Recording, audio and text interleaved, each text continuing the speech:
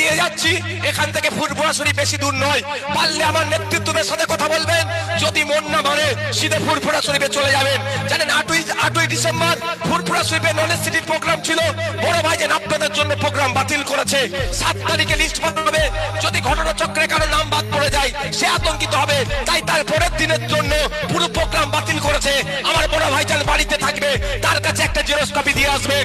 আপনাদের হয়ে মাস্টার মশাই আপনার সঠিক উত্তরপত্রকে কেটেছে, তাই মাস্টার মশাইয়ের বিরুদ্ধে, মাস্টার মশাইয়ের ছেড়কানির বিরুদ্ধে আইনি লড়াই করার জন্য 8 তারিখেই আপনাদের জন্য সমস্ত প্রোগ্রাম বাতিল করে বাড়িতে বসে থাকবে আপনাদের বড় ভাইজান।